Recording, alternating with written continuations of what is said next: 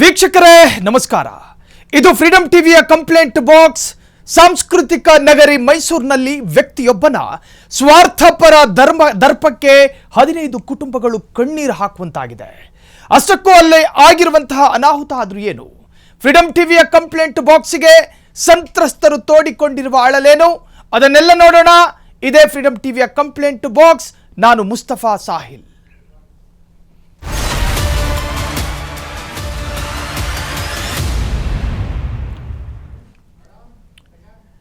ವೀಕ್ಷಕರೇ, ವ್ಯಕ್ತಿಯೊಬ್ಬ ಅಕ್ಕಪಕ್ಕದ 15 ಕುಟುಂಬಗಳನ್ನ ಕಣ್ಣೀರಿನಲ್ಲಿ ಕೈ ತೊಳಸ್ತಾನೆ ಅನ್ನೋದಾದ್ರೆ ಆತ ಮಾಡಿರೋ ಅಪರಾಧ ಏನು?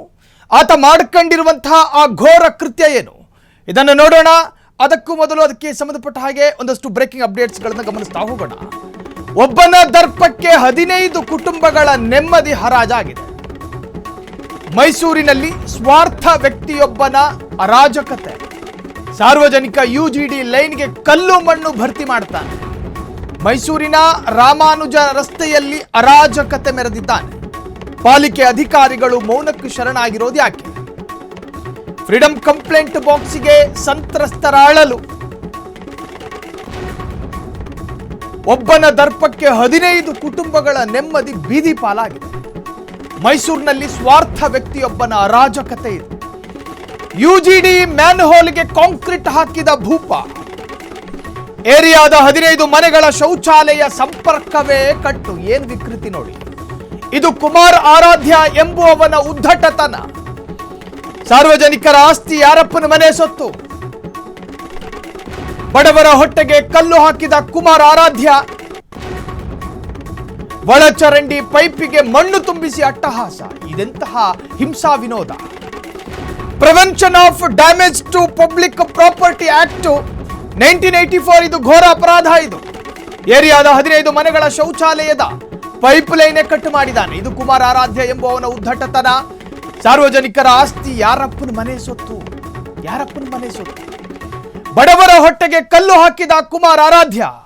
ನಿಜಕ್ಕೂ ಕೂಡ ಲವಲೇಶದಷ್ಟು ಕೂಡ ಮಾನವೀಯತೆ ಅನ್ನೋದು ಈ ಭೂಪನ ಹೃದಯದಲ್ಲಿ ಇರಲಿಲ್ಲ. ಒಳಚರಂಡಿ ಪೈಪಿಗೆ ಮಣ್ಣು ತುಂಬಿಸ್ತಾನೆ. Under ground ಡ್ರೈನೇಜ್ಗೆ. ಆ ಡ್ರೈನೇಜು ಅಕ್ಕಪಕ್ಕದ 15 ಮನೆಗಳ ಶೌಚಾಲಯಕ್ಕೆ ಸಂಪರ್ಕ ಇತ್ತು. ಅದಕ್ಕೆ ಸಿಮೆಂಟ್ ಹಾಕಿ ತುಂಬುತ್ತಾನೆ. ಮಳೆ ಬಂದ್ರೆ ಇಲ್ಲಿ ನರಕವಾಗಲಿವೆ ಈ 15 ಮನೆಗಳು. ಪಾಲಿಕೆ ಅಧಿಕಾರಿಗಳ ಮೌನದ ಹಿಂದೆ ಯಾರಿದ್ದಾರೆ ಅನ್ನೋದು ಗೊತ್ತಾಗಬೇಕು. ವಾರ್ಡ್ 51ರಲ್ಲಿ ಜನರ ಗೋಳು ಕೇಳೋರೇ ಇಲ್ವಾ?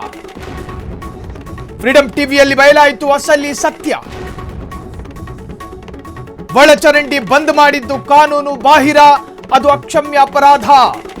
ಕುಮಾರ್ ಆರಾಧ್ಯ ವಿರುದ್ಧ ನಾಗರಿಕರ ಆಕ್ರೋಶಗಳು ವ್ಯಕ್ತವಾಗಿದೆ. ಮಳೆ ಬಂದ್ರೆ ಇಲ್ಲಿ ನರಕವಾಗಲಿವೆ. ರಾಮಾನುಜ ರಸ್ತೆಯ ನಿವಾಸಿಗಳ ನರಕ ಯಾತನೆ. ನಾಗರಿಕ ಸಮಾಜ ಇದು ಒಪ್ಕೊಳ್ಳೋಕೆ ತಯಾರಿಲ್ಲ. ಪಾಲಿಕೆ ಅಧಿಕಾರಿಗಳೇ ಕೂಡಲೇ ಎಚ್ಚೆತ್ತುಕೊಳ್ಳಿ. ಮ್ಯಾನ್ಹೋಲಿಗೆ ಸಿಮೆಂಟ್ ಕಾಂಕ್ರೀಟ್ ಭರ್ತಿ ಮಾಡ್ತಾನೆ. ಸಾಂಕ್ರಾಮಿಕ ರೋಗದ ಭೀತಿಯಲ್ಲಿ 15 ಕುಟುಂಬಗಳು ದಿನ ಕಳೀತಾ ಇದೆ. ಫ್ರೀಡಂ ಟಿವಿ ಕಂಪ್ಲೇಂಟ್ ಬಾಕ್ಸ್ಗೆ ಸಂತ್ರಸ್ತರ ಅಳಲು. ನೊಂದ ಜನರ ಅಳಲಿಗೆ ನ್ಯಾಯ ಕೊಡುತ್ತಾ ಪಾಲಿಕೆ ಅಥವಾ ನೋಡ್ಕೊಂಡು ಸುಮ್ಮನೆ ಕೂತ್ಕೊಳ್ಳುತ್ತಾ? ಪಾಲಿಕೆ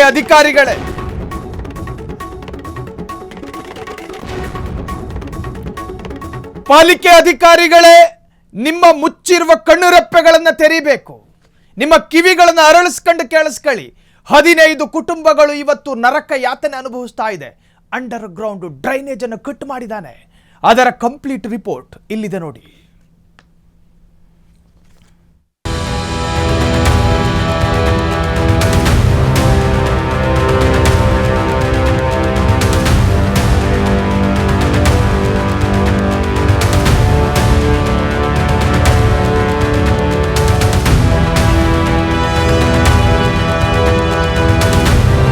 ಸಾಂಸ್ಕೃತಿಕ ನಗರಿ ಮೈಸೂರಿನ ರಾಮಾನುಜ ರಸ್ತೆಯ 10ನೇ ಕ್ರಾಸ್ನ ವಾರ್ಡ್ ಸಂಖ್ಯೆ 51ರಲ್ಲಿ ಈಗ ಆತಂಕ ಆವರಿಸಿದೆ.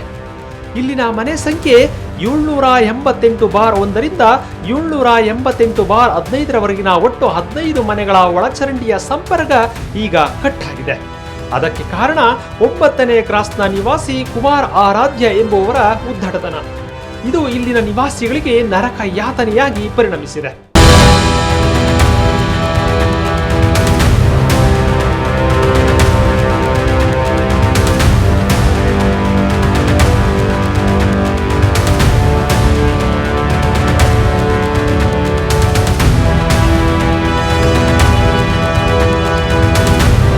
ಕುಮಾರ್ ಆರಾಧ್ಯ ಎಂಬ ವ್ಯಕ್ತಿ ಸಾರ್ವಜನಿಕವಾಗಿ ಆಸ್ತಿಯಾಗಿರತಕ್ಕಂತಹ UGD ಲೈನ್ಗೆ ಕಲ್ಲು ಮಣ್ಣು ತುಂಬಿಸಿ ಮ್ಯಾನ್ ಹೋಲ್ ಅನ್ನ ಸಿಮೆಂಟ್ ಕಾಂಕ್ರೀಟ್ ನಿಂದ ಸಂಪೂರ್ಣವಾಗಿ ಮುಚ್ಚಿ ಹಾಕಿದ್ದಾರೆ.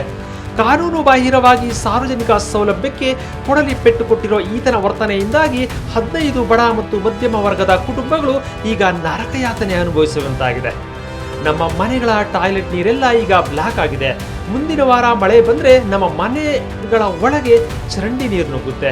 ಕೇಳಿದ್ರೆ ದರ್ಪ ತೋರಿಸ್ತಾರೆ ಎಂದು ಅಳಲು ತೋಡಿಕೊಂಡಿದ್ದಾರೆ. ನಮ್ಮ ಹಿಂದ್ಗಡೆ ಇರೋ ಕನ್ಸರ್ವೆನ್ಸಿ ಲೈನನ್ನು ಅವರು ಅಕ್ವೈರ್ ಮಾಡ್ಕೊಂಡ್ಬಿಟ್ಟು ಬಿಲ್ಡಿಂಗ್ ಎಲ್ಲ ಕಟ್ಬಿಟ್ಟು ನಮಗೆ ಭಾಳ ತೊಂದರೆ ಆಗ್ತಾಯಿದೆ. ಮಳೆ ಬಂದಾಗ ನೀರು ನುಗ್ಗಿ ಮನೆ ಒಳಗಡೆಲ್ಲ ಟಾಯ್ಲೆಟ್ ನೀರು ಬರುತ್ತೆ. ನಾವು ಸುಮಾರು ಕಂಪ್ಲೇಂಟ್ ಕೊಟ್ಟಿದ್ದಾಯಿತು, ಎಲ್ಲನೂ ಮಾಡಿದ್ದಾರೆ. ಬರೋದು ಹೋಗೋದು ಇನ್ಸ್ಪೆಕ್ಷನ್ ಮಾಡೋದು, ತಿರ್ಗಾ ಆಯ್ತಮ್ಮ ಇದಕ್ಕೆ ವ್ಯವಸ್ಥೆ ಮಾಡ್ತೀವಿ ಅನ್ನೋದು. ಇತ್ತೀಚೆಗಂತ ಅವರು ಮ್ಯಾನ್ಹೋಲೇ ಮುಚ್ಚಿಬಿಟ್ಟಿದ್ದಾರೆ. ಮುಚ್ಚಿದ್ರು ಯಾರೋ ಕೇರ್ ಮಾಡ್ತಾಯಿಲ್ಲ. ಫೋನ್ ಮಾಡಿದಾಗಲೆಲ್ಲ ಆಯಿತು ಬರ್ತೀವಿ ಅಂತಾರೆ. ನಮಗೆ ಮಳೆ ಬಂದರೆ ನಮ್ಮದು ದೇವರೇ ಗತಿ.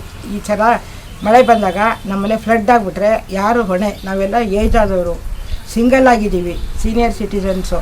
ಇನ್ನು ಇದಕ್ಕಿಂತ ಹೇಳೋಕ್ಕೆ ಶಕ್ತಿ ಇಲ್ಲ ನನಗೆ. ವಿಘ್ನೇಶ್ವರ ಔಷಧಿ ಅಂಗಡಿಯವರು ಸೆಟ್ ಬ್ಯಾಕ್ ಅಂಗಡಿಯಲ್ಲಿ ಕಟ್ಟಡ ಕಟ್ಕೊಂಡಿದ್ದಾರೆ. ಇದೇ ಮೊದಲನೇ ತಪ್ಪು. ಅವರು ಯಾರ್ಯಾರಿಗೋ ಲಂಚ ಕೊಡ್ತಾರೋ ಏನೋ ಕೊಡ್ತಾರೋ ಮಾಡಿದ್ದಾರೆ. ಅವ್ರ ಮನೆಯಲ್ಲಿ ಮೆಟ್ಲ ಹತ್ರ ಒಂದು ಮ್ಯಾನ್ಹೋಲ್ ಇದೆ. ಅದು ಹಿಂದೆನೇ ಕಟ್ಟಿರೋದು, 40ನೇ ಇಸ್ವಿಯಲ್ಲಿ ಕಟ್ಟಿದಾಗೆ ಕಟ್ಟಿರೋದು. ಅದನ್ನು ಅವರು ಬಂದ್ ಮಾಡಿದ್ರು. ನಮ್ಮ ಮನೆಗೆಲ್ಲ ಕಕ್ಕಸ್ ನೀರು ಬಂದಿತ್ತು. ನಾವು ಬರೆದು ಎಲ್ಲ ಮಾಡಿ ಮುನ್ಸಿಪಾಲ್ಟಿಗೆ ಒಳಗೆ ಮಾಡಿದ್ವು. ಇವತ್ತು ತಿರ್ಗಿ ಅದರೊಳಗೆ ಮನೆ ಹೊಡೆದು ಆ ಕಚಡನ ತೊಗೊಂಡೋಗಿ ಅದರೊಳಗೆ ತುಂಬಿದರೆ ಇವರು ಯಾಕೆ ಅಂತ ಕೇಳಿದ್ರೆ ನಮ್ಮಿಷ್ಟ ನಾವೇನಾದ್ರು ಮಾಡ್ತೀವಿ, ನಮಗೆ ಕೋರ್ಟಿಂದ ಆದೇಶ ಇದೆ ಅಂತ ಹೇಳಿದ್ರು. ಅದು ತುಂಬಿದ್ರೆ ಮ್ಯಾನುವಲ್ಲು, ಅದರಿಂದ ಮುಂದಕ್ಕೆ ನೀರು ಹೋಗುತ್ತೆ ಸರ್, ಎಲ್ಲ ಬ್ಯಾಕಪ್ ಹಿಂದ್ಗಡೆ ಬಂದು ಎಲ್ಲ ನಮ್ಮ ಮನೆಗೆ ಬರುತ್ತೆ. ತಿರ್ಗಿ ಕಷ್ಟ ಆಗಿದೆ, ನನಗೆ ಕೋರ್ಟ್ ಆರ್ಡರ್ ಇದೆ, ನೀವ್ಯಾರು ಕೇಳಿದ್ರು ಅಂತ ಇದೆ.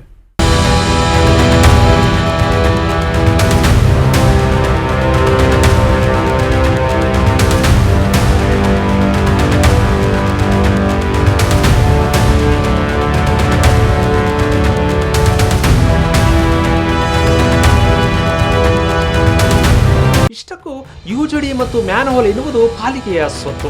ಅದನ್ನು ಬಂದ್ ಮಾಡಲು ಯಾರಿಗೂ ಹಕ್ಕಿಲ್ಲ. ಆದರೆ ಕುಮಾರ್ ಆರಾಧ್ಯ ಎಂಬುವರು ಕಾನೂನನ್ನು ಗಾಳಿಗೆ ತೋರಿದ್ದಾರೆ. ಈಗ ಮಳೆಗಾಲ ಹತ್ತಿರ ಬರ್ತಿದೆ. ಒಂದು ವೇಳೆ UGD ಲೈನ್ ಸರಿಯಾಗದಿದ್ರೆ ಇಡೀ ಏರಿಯಾ ಸಾಂಕ್ರಾಮಿಕ ರೋಗದ ಗೂಡಾಗುವುದರಲ್ಲಿ ಸಂಶಯವೇ ಇಲ್ಲ.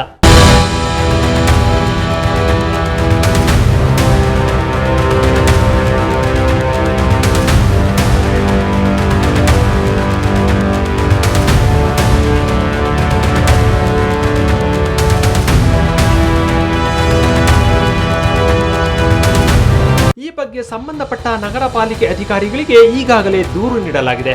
ಆದರೆ ಅಧಿಕಾರಿಗಳು ಇತ್ತ ತಿರುಗಿಯೂ ನೋಡಿಲ್ಲ ಎನ್ನುವುದು ನಿವಾಸಿಗಳ ಆರೋಪ.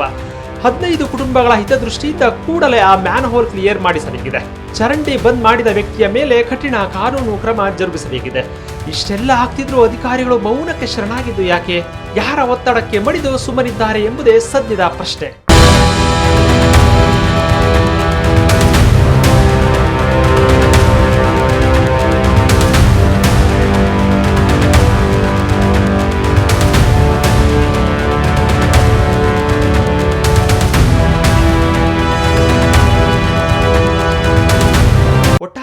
ನೋಡಿದ್ರಲ್ಲ, ಒಬ್ಬ ಸ್ವಾರ್ಥಪರ ವ್ಯಕ್ತಿಯ ಹಠಮಾರಿತನದಿಂದಾಗಿ 15 ಮನೆಗಳ ಜನರ ನೆಮ್ಮದಿ ಹರಾಜಾಗಿದೆ. ಮಳೆಗಾಲ ಶುರುವಾಗುವ ಮೊದಲೇ ಈ ಸಮಸ್ಯೆಯನ್ನು ಸರಿಪಡಿಸಿ ನೊಂದ ಜನರಿಗೆ ನ್ಯಾಯ ಕೊಡಿಸಿ ಎಂದು ಫ್ರೀಡಂ ಟಿವಿ ಮೂಲಕ ನಾವು ಮೈಸೂರು ನಗರ ಪಾಲಿಕೆ ಅಧಿಕಾರಿಗಳಿಗೆ ಆಗ್ರಹ ಮಾಡ್ತಿದ್ದೇವೆ. ಇಲ್ಲದಿದ್ದರೆ ಫ್ರೀಡಂ ಟಿವಿ ನಿಮ್ಮ ಕಚೇರಿ ಮುಂದೆ ಈ ಜನರ ಪರವಾಗಿ ಧ್ವನಿ ಎತ್ತಲಿದೆ. Freedom TV, Mysuru.